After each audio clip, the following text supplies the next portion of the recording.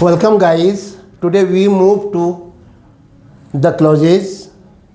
Clauses आपने पढ़े होंगे कि 3 प्रकार के होते हैं, नाउन क्लॉज, एडजेक्टिव क्लॉज और एडवर्ब क्लॉज। लेकिन आज हम काइंड्स ऑफ क्लॉजेज में थोड़ा डिटेल में जाएंगे। उससे पहले सेंटेंस पढ़ेंगे। सेंटेंस क्या होता है कि 3 प्रकार के होते हैं टाइप्स ऑफ सेंटेंसेज में। Number 1 simple sentence, number 2 compound sentence संयुक्त वाक्य, नंबर 3 कॉम्प्लेक्स सेंटेंस। अब आप प्रिंसिपल क्लॉज को तो आप क्या मानोगे, एक पूरी क्लॉज मानोगे, उसमें केवल एक सब्जेक्ट एक वर्ब होगा, बाकी उसके आगे कॉम्प्लीमेंट वगैरह या ऑब्जेक्ट वगैरह आएंगे। एक सब्जेक्ट एक वर्ब। अगर 2 वर्ब हो जाएंगे तो 2 वाक्य हो जाएंगे। अगर आपस में जुड़े हैं तो तब वो कंपाउंड या सबऑर्डिनेट हो जाएंगे। लेकिन प्रिंसिपल क्लॉज जो सिंपल सेंटेंस होता है उसमें एक सब्जेक्ट एक वर्ब। अब आओ कंपाउंड में, एक तो प्रिंसिपल क्लॉज होगी, शेष क्या होंगी, coordinate clause.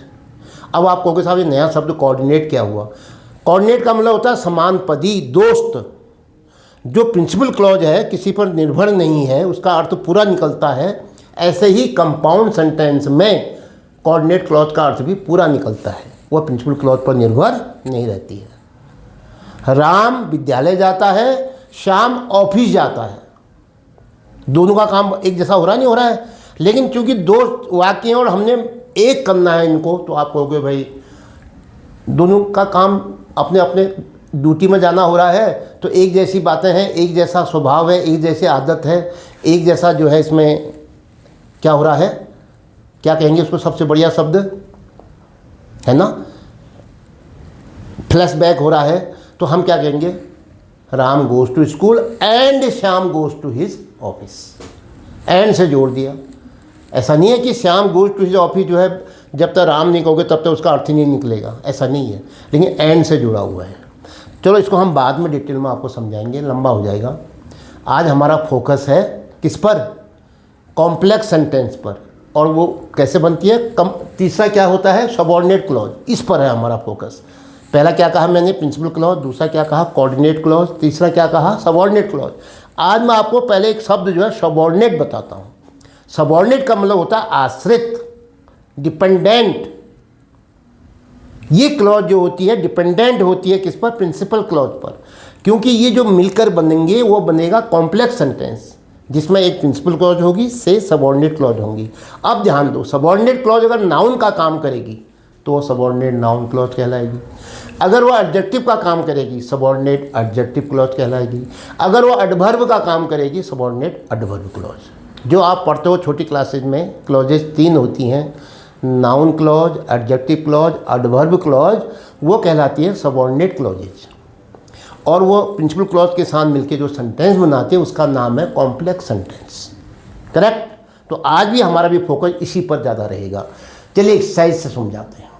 Combine the following set of sentences into complex sentence. ये दिए गए वाक्यों को मिलाकर एक कॉम्प्लेक्स सेंटेंस बनाइए by using noun clause.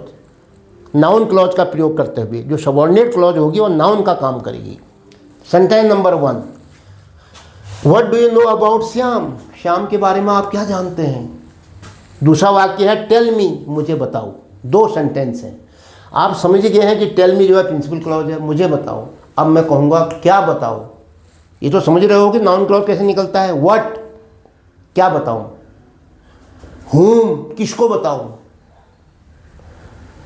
Who, कौन कर रहा है काम, कौन है। विच, किसे।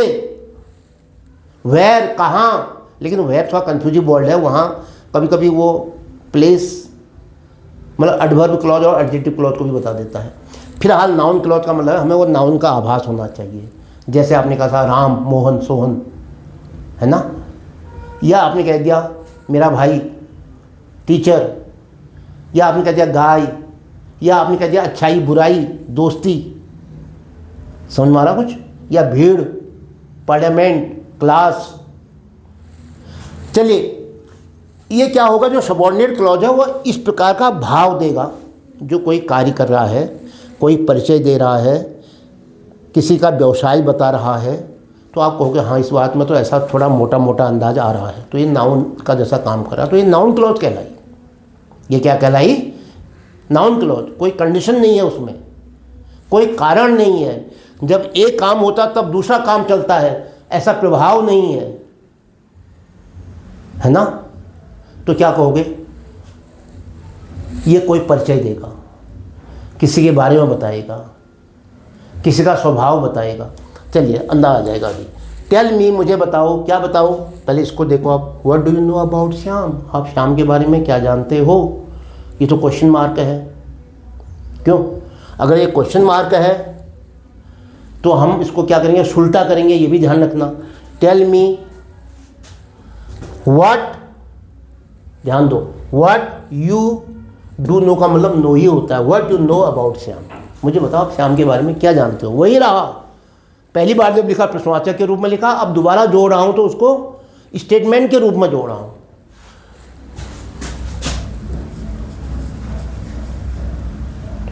Tell me principal clause what you know, ये देख लो, यहां मैंने क्या कर दिया, डू नहीं लगाया, सब्जेक्ट लाया, फिर वर्ब ले आया। डू और नो का मिला करके नो ही बनता है। केवल प्रश्नवाचक बनाने के लिए हम उसमें से डू निकाल देते हैं। तो what you know about Shyam, अब एक फुल स्टॉप आएगा, प्रश्नवाचक का चिन्ह नहीं आएगा, अब वाक्य प्रश्नवाचक है ही नहीं ना हम लिख सकते हैं सबऑर्डिनेट क्लॉज को प्रिंसिपल के साथ प्रश्नवाचक के रूप में। वो बात अलग है कि यहाँ पर प्रश्नवाचक आ सकता है, तब लास्ट में भी प्रश्नवाचक चिन्ह आएगा प्रिंसिपल क्लॉज अगर है। सब्जेक्ट अगर किसमें है, जो मेन क्लॉज है। Next, where have you put my book, आपने मेरी किताब कहाँ रख दी, आपने मेरी किताब कहाँ रख दी है। प्लीज़ टेल मी, कृपया मुझे बताइए। तो ये प्रिंसिपल क्लॉज है, ऐसे समझ लीजिए आपने, कृपया मुझे बताइए। क्या बताइए, कि आपने मेरी किताब कहाँ रखी है।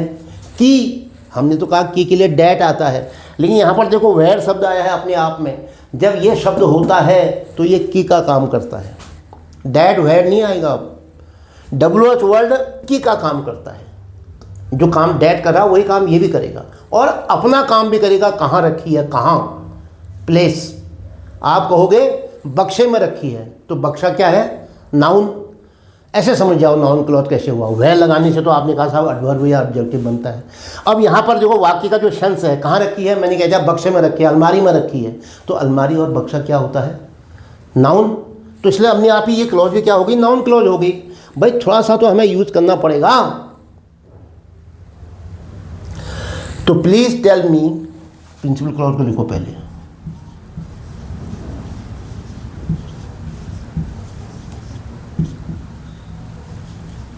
ये की के अंग्रेजी क्या बनेगी यहाँ पर, वेर। जो शब्द आया है वो कंजक्शन का काम करेगा, की का काम।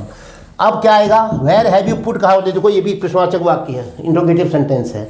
तो अब तुम समझ ही गए हो, वेयर के बाद क्या आएगा, स्टेटमेंट बना रहे हो, असर्टिव बना रहे हो।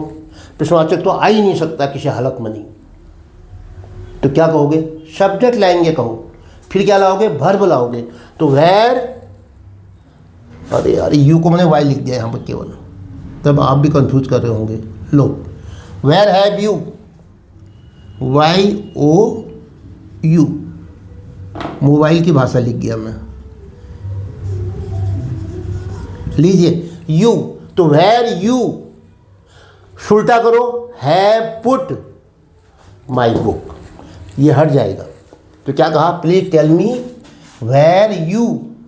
भाई ये बहुत इंपॉर्टेंट चीज़ है, मैं तो इसी को सबसे ज़्यादा इंपॉर्टेंट नियम मानता हूँ जब पढ़ाता हूँ ना। मैं कहता हूँ ये सबसे इंपॉर्टेंट है कि वाक्य स्टेटमेंट के रूप में लिखा जाता है, जिसका मतलब होता है SOV, subject object, subject verb, SVO subject verb object. Where you have put, ये वर्ब आ गई। अब कॉम्प्लीमेंट आ रहा है इसका, क्या आगे को, माई बुक। ये फ्रेज हुआ इसका,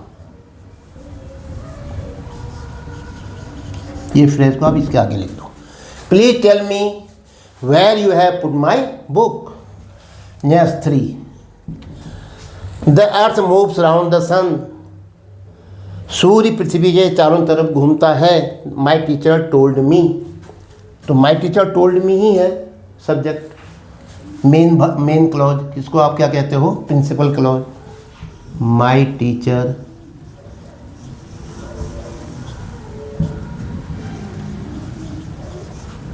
टोल्ड मी, ये प्रिंसिपल क्लॉज हो गई। आधा हिस्सा है, हाँ अभी ये प्रिंसिपल क्लॉज है, वाक्य नहीं बना अभी। क्या बताया मेरे प्रिंसिपल ने, कि क्या बताया, उत्तर मिल रहा है नहीं मिल रहा है बताओ क्या। What did your teacher tell you, आप कहोगे सर टीचर ने बताया the earth moves around the sun, तो उसको जोड़ना है तो क्या लाओगे, कंजक्शन दैट द अर्थ। यहाँ टोल्ड है पास्ट टेंस, फिर भी आप प्रेजेंट इसको, इसके टेंस को नहीं बदलोगे, क्या लिखोगे, the earth moves around the sun. मैं तो कहता टेंस बदलो अभी तक, अगर बाहर पास्ट है तो, लेकिन यहाँ नहीं बदलेगा। क्यों नहीं बदलेगा, क्योंकि ये यूनिवर्सल ट्रुथ है। पृथ्वी क्या करती है, सूर्य के चारों तरफ घूमती है, ये तो है ही, सभी सब जानते हैं, साइंटिफिक फैक्ट है, तो इसलिए इसमें कोई चेंज नहीं आएगा। That my teacher told me that, conjunction that लग गया। ये अब डैट से शुरुआत हो गई है किसकी, अरे नाउन क्लॉज की, सबऑर्डिनेट नाउन क्लॉज की। That the earth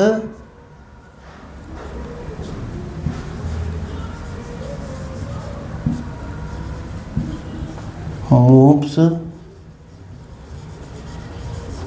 around the sun. बहुत से होशियार बच्चे कहेंगे कि सर ने तो हमको पका दिया, है ना, बार बार जो है छोटी छोटी बातों पर ज़्यादा ध्यान दे रहे हैं। लेकिन मेरे सामने एक एवरेज बच्चे भी होते हैं, वो एवरेज बच्चों पर मैं हमेशा ज़्यादा फोकस करता हूँ। कभी कभी तो बिलो एवरेज भी हो जाते हैं, जो चाहते हैं यार हम मैं सीखूँ करूँ, और वो बहुत अच्छा भी कर जाते हैं। तो इसलिए जो होशियार बच्चे हैं वो जानते ही हैं, उन्होंने अगर अच्छा अध्ययन कर रखा है वो they know very well, that's a good thing. इसलिए आप ध्यान दीजिएगा कि जो मैं बता रहा हूँ, मैं एक क्लास में ही मानता हूँ कि कुछ बच्चे बहुत होशियार होते हैं, they are highly talented and the percentage of those are only 20%, while 40% are our average students. But this is a tragedy for us that we Indian people have are from some backward. If you are in school, we have no teachers, so there are some conditions why we have not learned English in a proper way there in our primary or in our junior classes. So you are weak in English. तो उनके लिए भी बहुत ज़रूरी है, number of those are also 40%। अगर आप calculation करोगे, ये एक एवरेज है, ये एक सर्वे है, इसलिए मेरा ध्यान है उन बच्चों पर भी जो बड़ी मेहनती है, जिनकी बड़ी इच्छा है, लालसा है कि हम बहुत अच्छे नंबर लाएं। My teacher told me that the earth moves around the sun. Yes, he is a good boy, Mohan told me this. देखो, मोहन ने मुझे ये बात बताई, ये तो दिस को तो है तुम हटाओगे ही, क्योंकि ये बात, वो बात तो अब आने वाली है इसके पीछे। तो मोहन टोल्ड मी, मोहन ने मुझे बताया। क्या बताया, किसे बताया, किसको बताया, कौन बताया, भाई कौन किसको किसे लगाने की ज़रूरत ही नहीं है। मोहन ने मुझे बताया, क्या बताया, अब देखो, कि ही इज ए गुड बॉय, कि वो एक अच्छा लड़का है। अच्छा लड़का क्या है, एक राम, मोहन तो क्या है, एक नाउन है, तो इसलिए क्या होगा, कि वो एक अच्छा लड़का है भी क्या होगा, नाउन क्लॉज। तो क्या होगा, मोहन टोल्ड मी, क्लॉज किससे शुरू होगी, कंजक्शन से, that.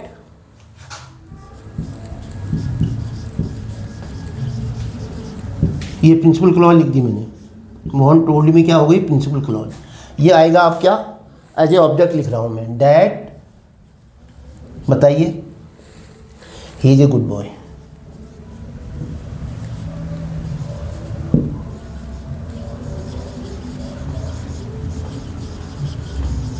That is a good boy. Yes, he heard the school will open on 1 अप्रैल। उसने सुना, क्या सुना, क्या से लगाओ, व्हाट डिड ही हियर, उत्तर मिल गया कि स्कूल 1 अप्रैल को खुलेगा। 1 अप्रैल, स्कूल का खुलना, स्कूल क्या है, ये नाउन है ना, अप्रैल नाउन है।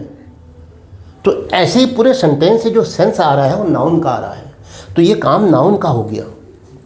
स्कूल की चर्चा हो रही है, तो क्या कहोगे, ही हर्ड, उसने सुना, कि अंग्रेजी क्या होगी, that the school will open on 1 अप्रैल। फिर मैं आगे देखता हूँ आप कितना मुझे करेक्ट करते हो। सुनो, ही हर्ड, उसने सुना था, यह अर्थ हुआ इसका, इसलिए मैं उसने सुना। फिर लिख रहा हूँ क्या, दैट कंजक्शन। फिर क्या लिख रहा हूँ, द स्कूल। अब मुझे देखे रहो, अब यहाँ पर देखो स्कूल, यहाँ क्या दिया था, विल ओपन, खुलेगा। और यहाँ क्या दिया था, हर्ड, किससे बना है, हियर से। हियर मैंने सुनना, हर्ड मैंने सुना था, पास्ट टेंस है। जब ये वर्ब पास्ट टेंस में होती है, रिपोर्टिंग वर्ब, हमेशा ध्यान रखो ये फिर प्रेजेंट में आ ही नहीं सकती किसी भी हालत में। कब तक, जब तक कि ये कोई,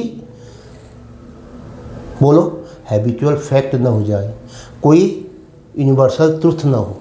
तो यहाँ पर तो ऐसी बात है नहीं, तो इसलिए क्या कहोगे, द स्कूल विल ओपन नहीं लिखोगे, क्या लिखोगे, the school would open, will का पास्ट कर दोगे। He heard that the school would open on 1 अप्रैल। तो ये था आज का वीडियो, जिसमें आपने नाउन क्लॉज की मदद से, क्या किया, नाउन क्लॉज की मदद से आपने प्रिंसिपल क्लॉज के साथ नाउन क्लॉज जोड़ करके कॉम्प्लेक्स सेंटेंस बनाया। आज आपने सीखा किस ढंग से सबऑर्डिनेट नाउन क्लॉज का प्रयोग करके हम दो वाक्यों को आपस में जोड़ सकते हैं। इसके साथ ये वीडियो समाप्त होता है। जय हिंद।